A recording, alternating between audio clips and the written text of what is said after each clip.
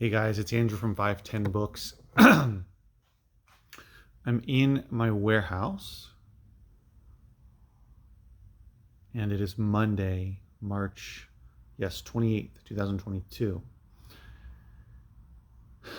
I want to talk about I feel the importance of diversifying your reselling income.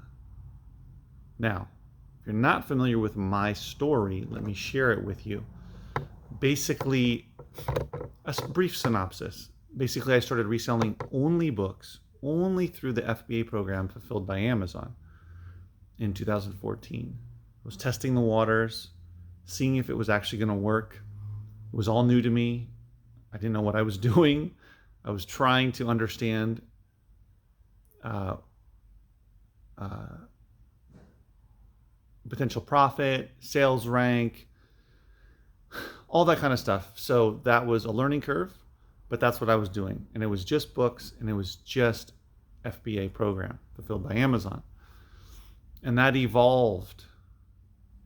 Then I started to get into CDs. So the three big ones, I started selling CDs on Amazon. I started selling records on Amazon, and I also started selling VHS tapes on Amazon. So those three diversified my product offerings or my inventory. So it wasn't just books, so that when I went out during that time, it was thrift stores, a lot of thrift stores, a lot of garage sales and estate sales on the weekend, and also a lot of library book sales. And when I came across CDs, when I came across VHS tapes, when I came across records, I could look them up and potentially buy them to resell them. So in that way, I diversified within the product offerings that I was selling, or the inventory I was selling. And then over time, I started to come across DVDs, video games. Also, the other thing I did sell was video games here and there on Amazon as well. So that was another category. There's 4 different types of products, media that I was selling on Amazon. And then I started to come across DVDs and software and other stuff, and also older books. And so I decided also coming across bulk lots. So, a bunch of a different author, same author, a bunch of the same, whatever it is, the same series. And so I decided to try out eBay, even though I was not a fan of having to ship it out and having to create a listing and having to take photos and all that stuff.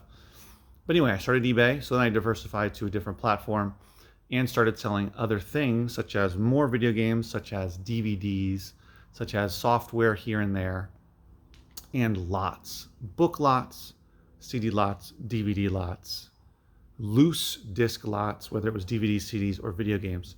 So I diversified into even more categories and platform.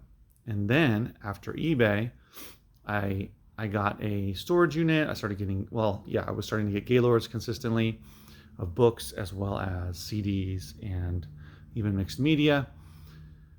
And then I realized, you know what? Why don't I try to sell locally at a store? I saw some other people doing it in other states with bookstores and selling other types of media. And I said, why can't I do it? So I started looking around. It took me a long time. I finally found this place.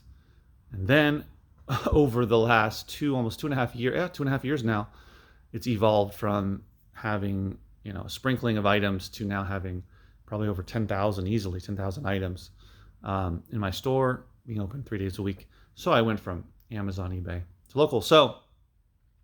And selling a lot of different items.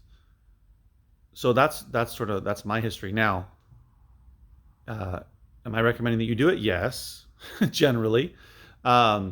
Yeah, I am recommending that you do it. Doing it my way, the exact same way I did, no. But I think it's a good idea to consider diversifying either within the products you sell and or the platforms you sell on. So as an example, books. Online, you can sell Amazon, of course, number 1. eBay, number 2. There's also Abe Books. There's this other one that I've seen people talking about called Pango Books, which is really new. There's some other websites as well. Biblio is another one. So there are different types. Oh, Etsy, of course, you can do vintage books on Etsy. Etsy's another one. So there's multiple platforms where you can sell books if you want to stay just within books. What about CDs and records? Well, of course, Amazon, of course, eBay, I believe Etsy as well. You can also do Discogs, DISCOGS .com. You can sell records and CDs on there as well. I don't know if there's other places, maybe there are, but those are the big ones. What about video games? Kind of similar thing where it's Amazon, eBay. The other thing you can do is you can do Amazon, eBay, and then you can sell locally. You don't necessarily have to have a store like I do, but you can sell through OfferUp, through Facebook Marketplace, and any other local apps or local websites. Craigslist as well is very viable. And you can hold garage sales on a regular basis. So I think that while it's not necessary to be successful to diversify, I think that what it enables you to do is to protect yourself from from your main income source going down the drain, especially when it's online, especially when it's Amazon or even eBay. If you're only selling on eBay or you're only selling on Amazon, and for whatever reason, your account gets shut down, something changes in the algorithm, fees go up, all kinds of things have happened with Amazon. I've seen pretty much all of it, whether it's items being restricted, whether it's people being kicked out, suspended, whether it's people, fees going up, fees have gone up. During the pandemic, them not allowing people to ship books in, so people switching to merchant fulfilled. So there's a lot of things that can happen. So it's a good idea to have, different reselling income sources. Now, so as an example, right, I have Amazon, which I'm building back up, building my inventory back up, FBA and merchant fulfilled. And of course I have eBay. My inventory is over 1,300 now, 1,320, something like that. And I'm always adding new items every week. And of course my local sale, which has become significant for me. My local sale on a monthly basis is getting close to what I'm doing on eBay. It's not quite there yet. Actually in January, it was right about where I am right now with eBay. And this is a slower time, generally speaking, on eBay, even though I'm continuing to sell pretty decently. So my local income or my local sale has gone up almost. It's more than Amazon is because my inventory is much smaller. But eBay's been my biggest single source of income for reselling for a while now. But now combined with my local sale, it's become a lot more. And Amazon is starting to kick in a little bit. By the way, I just sold a book this morning it sold.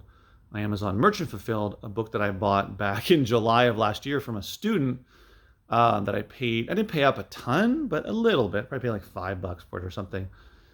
Maybe a little more, but not more than $10. And I sold it for $70 Merchant Fulfilled. So that was good. But that's what I mean about diversifying. So not just FBA, but also merchant fulfilled. Not just books, but maybe trying out DVDs or video games or something else. Now, what are the caveats about diversifying? Well, some people might say that have only ever done books. I want to get better, go better at books, go even deeper with books, know them better than almost anybody in terms of reselling. And that takes me focusing just on those. Versus spreading my attention around. So there's an argument to be made, but also on the flip side, if you spend that initial time, I would say about 3 to 6 months. If you spend about 3 to 6 months, wow, my throat is bothering me. If you spend about 3 to 6 months on one new category, so if you go from books, well, you keep doing books, but let's say you say, I'm going to spend 6 months doing a deep dive into CDs. After those 6 months, you will have a tremendous amount of knowledge. And then you can dive into something else. So I'm going to go deep dive into DVDs. And then after that year, you continue to sell books, of course, and which means you continue to learn more about them. At the end of that year, you'll know books really well, CDs, and DVDs. I'm throwing 6 months out there because I think that's, wow, my throat made me cry. That's a really solid amount of time to learn a lot about a particular category. So I can just look at 100 DVD titles Just look at the covers and the titles and the artwork and have a really good idea of whether that's going to be worth money, more than just, a typical DVD. It's going to be unique, that kind of thing. Anyway, same thing for CDs. Same thing for books. So that's an argument to be made to diversify, and let me turn on these lights, and to not necessarily just stick to one category type. And also diversifying on platforms. Now, of course, that breaks it up to where if you were 100% FBA and then you started dabbling in eBay, that means you're not spending all of your time finding more books or whatever, media items for FBA, then you're just kind of splitting your time a little bit, even if it's only like 5 or 10% of your time that would go towards sourcing or shipping, a listing and shipping on Amazon. You start putting a little bit of that into eBay. But I think that it protects you against the shenanigans that can pop up with Amazon. I haven't seen too many shenanigans with eBay except for them changing the algorithm. But aside from that, it's been pretty straightforward. But that did have an impact on me and other resellers on eBay. That sales definitely went down after they did that in October, I think October of last year. And I still have steady sales on eBay, but not where I thought I was headed before they made that change. So again, that's why I like that my local sale is growing, and ideally my local sale will eventually overtake, in terms of gross sales on a monthly basis, will overtake my eBay sales. And but also the other reason is my eBay sales aren't growing is because I'm not listing as much if I were focusing on only Amazon and eBay and not doing anything local. So that's the caveat, right? You gotta take that into consideration, but I am protecting myself. I have 3 stools, basically three-legged stool, Amazon, eBay, and my local sale. And they all enable me to be pretty stable, because even if 2 of them, for whatever reason, go way down, it's unlikely that all 3, of course, the pandemic proved that it can knock out a lot of stuff, especially local, but guess what went up? Sales on Amazon, sales on eBay, online sales. So even a pandemic can't necessarily knock out all 3 of those.